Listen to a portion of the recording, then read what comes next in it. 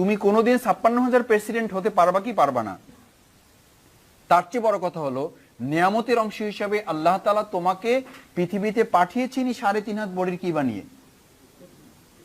এই 3.5 হাত বডি এবার তুমি একজন দাঁড়িয়ে বলো যে ভাই আমার এই বডির, এটা হলো সেক্রেটারিয়েট, এটা কি সেক্রেটারিয়েট, হাত পা স্বরাষ্ট্র মন্ত্রণালয়, কি মন্ত্রণালয়, সবকিছু কার্যকর করে।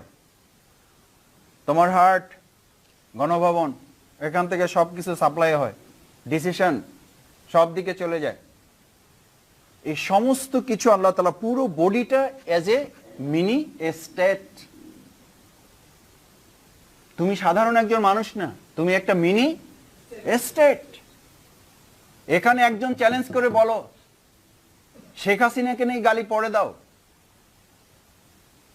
এরশাদকে নিয়ে গালি পড়ে দাও, খালেদা জিয়াকে নিয়ে গালি পড়ে দাও। তুমি বলো 56,000 বর্গমাইল নিয়ন্ত্রণ করা তোমার জন্য যত পরের ব্যাপার, এই 3.5 হাত বডির মালিক যিনি তোমাকে বানিয়েছেন, এখন বুকে হাত দিয়ে বলো যে আমি বিগত 1 সপ্তাহ, 3 বছর 4 বছরের হিসাব চাচ্ছি না তোমার কাছে, বিগত 1 সপ্তাহ আমার এই রাষ্ট্র ইসলামী প্রজাতন্ত্র রাষ্ট্র হিসাবে পরিচালিত হয়েছে। আমি যা বলেছি তাই হয়েছে। হাতের কথা আমি শুনিনি, আমি যা বলেছি আমার কথা হাত শুনেছে। আমি চোখের কথা শুনিনি, আমি যা বলেছি আমার কথা চোখ শুনেছে। আমি ব্রেনের কথা শুনিনি, ব্রেন যা বলেছে আমি তা করিনি, আমি যা বলেছি তা ব্রেন করেছে। একজন যদি বলতে পারো তাহলে আমার আলোচনা এখন শেষ, এখন স্টপ। তাহলে বলবো ভাই আপনি আমাদেরকে সন্দেহ করেন। আমি তোমাদেরকে সন্দেহ করে কথা বলছি না, আমি বলছি এই জন্য যে এই চ্যালেঞ্জ তুমি আমি যদি নিতে পারতাম তাহলে তার প্রভাব এই কুমিল্লা মহানগরী পড়তো, কুমিল্লা মহানগরীর প্রভাব সমাজে পড়তো, সমাজ পরিবর্তন হতে বাধ্য। রাসূল করিম সাল্লাল্লাহু আলাইহি ওয়াসাল্লাম সোনার মদিনা করেছেন, সোনার মদিনার আলোকে সোনার মানুষ হয় নাই, সোনার মদিনা হয়ে সোনার মানুষ হয় নাই, সোনার মানুষ হয়ে সোনার মদিনা হয়েছে। এমন কতিপয় মানুষ, হাজার হাজার লোক না। তুমি রিপোর্টে কত সদস্য বৃদ্ধি করো, আমার কাছে এইটা ইম্পর্টেন্ট। ইম্পর্টেন্ট হচ্ছে যে কয়জন লোক তৈরি হচ্ছে তাদের প্রভাবে কুমিল্লা মহানগরীটা প্রকম্পিত হয় কিনা, তাদের চরিত্রে এরকম লাইটের মতো সমাজটা আলোকিত হয় কিনা। That is basic issue. Lakh lakh crore crore মানুষ দিয়ে কোনো সমাজ পরিবর্তন হয় না। রাসূল সাল্লাল্লাহু আলাইহি সাল্লামের জামানায় ওটা হয়েছে। কবি কাজী নজরুলের এই সময়ের জন্য বক্তব্য আছে, ওনার কবিতার লাইনই আছে, যুগ জামানা বদলে দিতে চায় না অনেকজন, এক মানুষই আনতে পারে জাতির জাগরণ। এক মানুষ, জাস্ট ওয়ান। তুমি বলো আমি পারি না, কেন পারো না? তুমি পারবা না কেন? তোমাকে পারার জন্যই তো পাঠানো হয়েছে, তুমি পারবে বলেই এসছো। এটা ইসলামও বলে, সায়েন্সও বলে। আমাদের বাবা মা তাদের পবিত্র মিলনের মধ্য দিয়ে তোমার মতো এরকম 100 কোটি, কোন কোন জায়গায় 40 কোটি, 40 কোটি ব্রণ একবারে বের হয়ে, স্পার্ম একবারে বের হয়ে মায়ের ওভামে গিয়ে অ্যাটাক করে, অ্যাটাক করার সাথে সাথে 3 থেকে 400 বেঁচে যায়, বাকি সবগুলো শেষ। হাই স্পিডে যেটা গিয়ে অ্যাটাক করে ওর মধ্যে 2 থেকে 300 বেঁচে যায়, বাকি সবগুলো তাৎক্ষণিকভাবে ধ্বংস হয়ে যায়। 40 কোটির মধ্যে, 100 কোটির মধ্যে তুমি ওই 200 থেকে 300-র মধ্যে বাছাই করে একটা যে ফার্স্ট গিয়ে অ্যাটাক করেছে ওটা লেগে গেছে, বাকি সবগুলো তারপরে তার পিছনে কি হয়ে গেছে। You can win, you can win. তুমি বিজয়ী হয়ে তারপরে পৃথিবীতে এসছো, তুমি বিজয়ী। তোমাকে কে পরাজিত বলে? কে পরাজিত বলে তোমাকে? কোন যুদ্ধে তুমি পরাজিত? তুমি তো পৃথিবী আসার সময়ের ফার্স্ট যুদ্ধেই তুমি বিজয়ী। ওখান থেকে বিজয়ী ঘোষণা করেই তোমাকে পৃথিবীতে পাঠানো হয়েছে। তোমার কোনো পরাজয় নেই যদি না তোমার সাথে ঈমান থাকে। ঈমান থাকলে তুমি বিজয়ী, ঈমান নাই, সমস্ত বিজয় তোমার কাছে থাকলেও তুমি পরাজিত। 3.5 হাত বডি। বলো ইসলামী প্রজাতন্ত্রের তুমি একজন প্রেসিডেন্ট, তোমার মালিকানা রাষ্ট্রের তুমি ইসলামী প্রজাতন্ত্রের প্রেসিডেন্ট হতে পেরেছো কিনা? তুমি হাতের কথা শোনো নাকি হাত তোমার কথা শোনে? তুমি কি চোখের কথা শোনো নাকি চোখ তোমার কথা শোনে? পা কি তোমার কথা শোনে নাকি তোমার কথায় পা চলে? তুমি কি পাকে বলতে পারো এখন হাঁটবা না? তুমি কি পাকে বলতে পারো পুলিশ আসুক, র্যাব আসুক, ডিবি আসুক, সামনে চলতে হবে? আই ডোন্ট কেয়ার দেয়ার। তুমি কি চোখকে বলতে পারো এই নোটপ্যাডের সামনে যা আছে তোমার চোখ সবকিছু দেখতে চায়, বাট আমি বলছি চোখ তুমি দেখবা না, দেখবা না, ব্যাস। অর্ডিন্যান্স জারি, দেখবা না। দুনিয়ার কেউ দেখছে না, কিন্তু আমি যা বলছি তুমি দেখবা না, শেষ। এরকম এই 250 সাথী যথেষ্ট। যদি সে বলতে পারে আজকে এখান থেকে বের হওয়ার সময় যে বুকে হাত দিয়ে মাসুদ ভাই বলে যাচ্ছি যে আমি আমার এই 3.5 হাত বডির ইসলামী রাষ্ট্রের প্রজাতন্ত্র ঘোষণা দিলাম, কলেমার পতাকা উড়িয়ে দিলাম আমার এই 3.5 হাত বডির এই মিনি স্টেটে, এবং এখানে আর কোনোদিন শয়তানের রাজত্ব কায়েম হবে না, সেকুলারিজম হবে না, ন্যাশনালিজম হবে না, সোশ্যালিজম হবে না। লাস্ট আর একটা ইজম এসছে এখন পৃথিবীতে, ভয়ঙ্কর ইজম। সেকুলারিজম ভয়ঙ্কর, সোশ্যালিজম ভয়ঙ্কর, ন্যাশনালিজম ভয়ঙ্কর। লাস্ট এই জামানার একটা ভয়ঙ্কর ফিতনা স্পেশালিজম, পার্সোনালিজম। কি ইজম? পার্সোনালিজম। বাংলা কি? ব্যক্তিত্ববাদ। ব্যক্তিত্ববাদ দিয়ে ধ্বংসের শুরু, ব্যক্তিত্ববাদ দিয়ে ধ্বংসের শেষ। ব্যক্তিত্ববাদ কি? আমি যা বুঝি এর চেয়ে তো আর ভালো বোঝার লোক খুব একটা নাই বললেই চলে। যেটা বলেছিল কে? ইবলিস। কি বলেছিল? আনা খায়রুম মিন, আমি তো আমার চেয়ার ভালো বলতে তেমন কিছু দেখি না। তাও আবার কি? খলাক্তানি মিন নার খলাক্তাহু মিন তিন, আমাকে বানানো হয়েছে কি দিয়ে? আমি মেডিকেলের ছাত্র, আমি বুয়েটে পড়ি, আমি মেকানিক্যালের লোক, বাংলায় পড়ে, রাষ্ট্রবিজ্ঞানের ছাত্র, ইসলামিক স্টাডিজে পড়ে। আমি বুঝি না যে তাদের মাথায় কি আছে, মাদ্রাসায় পড়ছে, কি জানে তারা? আমি ডাক্তার, আমি ইঞ্জিনিয়ার, আমি এটা হয়ে গেছে, আমি ডক্টরেট ডিগ্রি করে ফেলেছি, এই আমি। এটা কি ইজম? পার্সোনালিজম। ফেরেশতাদের সর্দার থেকে কিসের সর্দার? শয়তানের সর্দার। কি গুনাহ করেছে? ধর্ষণ, খুন, রাহাজানি, সাদাবাজি। আল্লাহর একটা কথাও শোনে নাই, সব শুনছে, শুধু মধ্যে কি জন্ম নিছে? পার্সোনালিজম। তার সেকুলারিজমও ছিল না, ন্যাশনালিজমও ছিল না, সোশ্যালিজমও ছিল না, কোনো ইজমই ছিল না, শুধু একটা ইজম বাকি সমস্ত ইজমকে সমন্বয় করে দিয়েছে, ধ্বংস করে দেয় নাই, সমন্বয় করে দিয়েছে। কি ইজম? সেটার নাম এই পার্সোনাল ইজম। এখানে তো কেউ নাই, এখানে থাকবে কেন? তো সব ভালো ভালো মানুষ, কুমিল্লা মহানগরী সব আল্লাহর বন্ধু, সব আল্লাহর ওলি এক একজন। এই চিন্তাতে কেউ নাই। হ্যাঁ কেউ নাই, ঠিক আছে। আজকে ফজরের নামাজ জামাতে পড়ছেন যারা, তারা হাত জাগান। মাশাআল্লাহ। যারা পড়তে পারেন নাই তারা কি ইজম? কেন?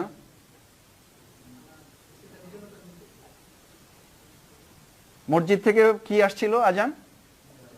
এটা তো আজান না, এটা তো আজান না, এটা আপনি সেনাবাহিনীর সদস্য, সেনাবাহিনীর সেনাপতির পক্ষ থেকে বিউগল বাজানো হয়েছে, যে অবস্থায় আছেন, কাপড় পরা থাকলে কাপড় পরা অবস্থায়, কাপড় পরা না থাকলে ওই অবস্থায় চলে আসেন, না হলে আপনার চাকরি নাই, না হলে চাকরি নাই। এখন আপনি বিগল বাজার পরে আপনি সিদ্ধান্ত নিচ্ছেন বা চিন্তা করতেছেন যে মসজিদে যাব ইমাম ঠিক আছে তো, যে দিনকাল পড়ছে। জেলখানায় আমরা ভাইদেরকে বলতাম যে ভাই আসেন নামাজ পড়ি, কয় মাসুদ ভাই উই অল আর ক্রিমিনালস, কার পিছে নামাজ পড়বো লোকই পাই না, উই অল আর ক্রিমিনালস, সবাই এখানকার আসামি, এখানে কারা আপনি ইমাম বানাবেন? ভয়ঙ্কর ব্যাপার। এই জন্য সিদ্ধান্ত নিচ্ছি নামাজ কালাম যা পড়ার জেল থেকে বের হয়ে পড়ো। আরেকজনের বললাম ভাই আসেন, কয় মাসুদ ভাই জেলে ঢোকার পর জান্নাত জাহান্নাম কিয়ামত বুঝতে পারতেছি কি জিনিস, এই টেনশনে নামাজ পড়তে পারি না। আপনাদের মধ্যে এরকম কিছু লোক আছে, মন খারাপ করেন। আপনাদের কথা বলি এই জন্য না যে আপনারা মানে এই কয়জন, আপনারা মানে পরীক্ষা টেনশনে কি হয় না, আছে এরকম লোক কুমিল্লায় আছে। জেলখানার ওই লোকের কথা শুনে আপনার খুব মেজাজ খারাপ হয়েছে। জান্নাত জাহান্নামের টেনশনে কি বন্ধ? নামাজ বন্ধ। সূরা রাদের 11 নম্বর আয়াত, ইন্নাল্লাহা লা ইউগাইয়িরু মা বিকওমিন হাত্তা ইউগাইয়িরু মা বিআনফুসিহিম। জাতির পরিবর্তন হবে না যতক্ষণ পর্যন্ত তোমার নিজের পরিবর্তন না হবে। তোমার পরিবর্তন করতে হবে 3 ধারায়। কয় ধারায়? কাগজ কলম আছে? তোমার পরিবর্তন করতে হবে 3 ধারায়। 3 ধারায় তোমার, 3 ধাপে, 3 স্তরে তোমার পরিবর্তন। 3 স্তরে তোমাকে পরিবর্তনের জন্য প্রস্তুত করতে হবে। ফার্স্ট, যোগ্যতার মাপকাঠিতে তোমাকে উত্তীর্ণ করতে হবে। দক্ষতার মাপকাঠিতে, ক্যাপাসিটি, ক্যাপাবিলিটি বিল্ড আপ করার ক্ষেত্রে তোমাকে তৈরি হতে হবে।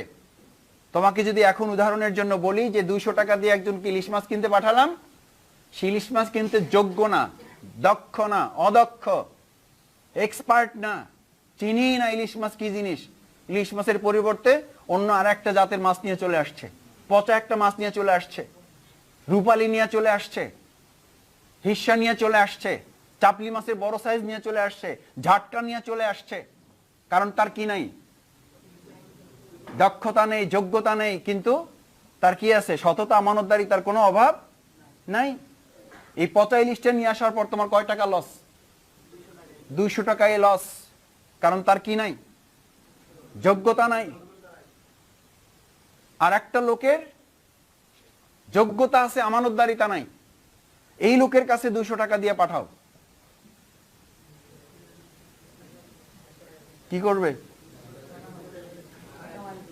টাকা কয় টাকা মারবে? 50 টাকা মারবে। ভালো ইলিশ কিনবে, বলবে স্যার আপনার কথা তো বলছি, আমার নিজের বাপের কথাও বলছি, বলার পরে 50 টাকা কমাইছি, 250 টাকার নিচে তো দিবেই না। আপনার নাম বলার পরে যখন দিবে না তখন আমার বাপের কথা বলছি, বলার পরে বলছে যে ও তোমার বাপের তো চিনি, একসাথে আমরা জাইলা ছিলাম না।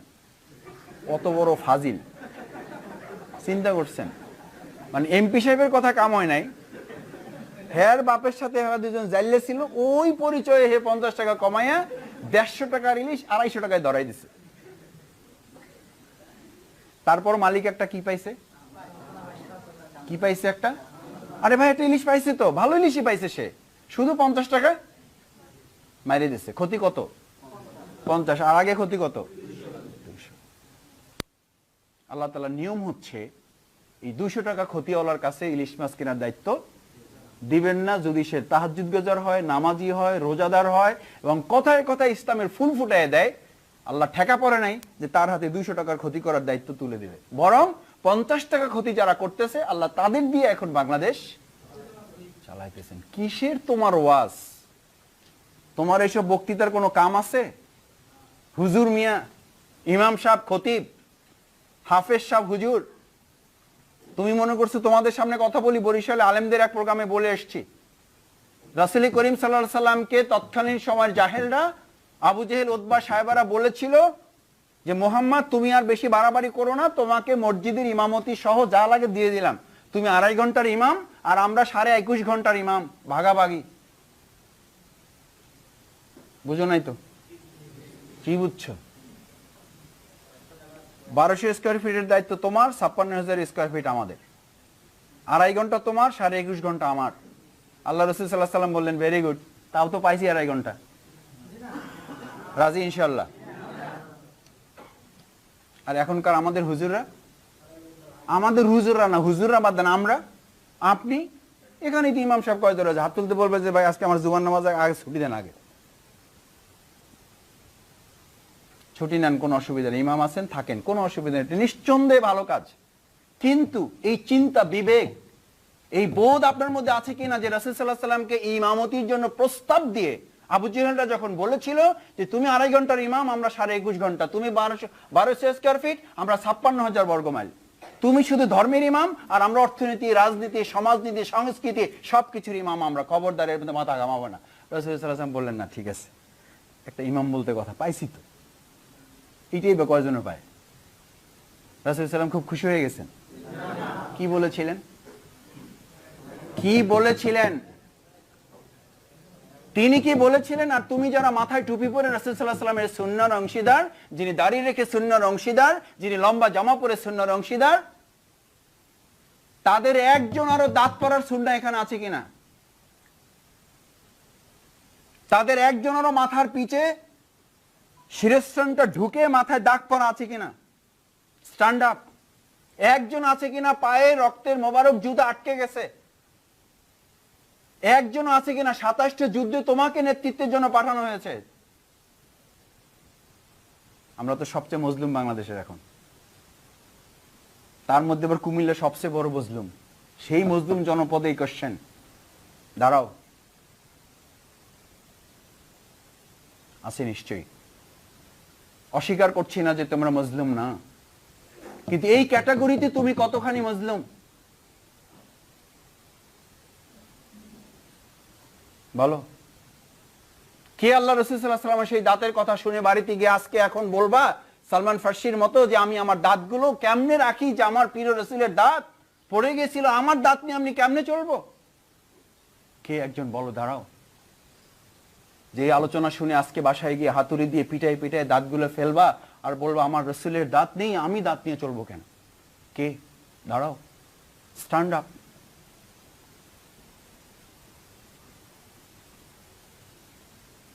দাঁড়াও। কি আল্লাহ রাসূলের আশেক? দাঁড়িয়ে বলো যে বিছনা থেকে উঠলে পিঠের নিচে এক একটা পাটির বড় বড় দাগ পড়ে যায়। আয়েশা রাদিয়াল্লাহু তাআলা বলতেন, রাসূল আপনি তো যে কাউকে বললে আপনার জন্য একটা নরম বিছানার ব্যবস্থা করে দিতে পারে। আল্লাহ রাসূল বললেন, ইসলাম তো আরামের জন্য আসেনি, ইসলাম তো কষ্টের জন্য এসছে, দুঃখের জন্য এসছে, ত্যাগের জন্য এসছে, এটা ভোগের জন্য আসে নাই। কে বলতে পারবে? দাঁড়াও।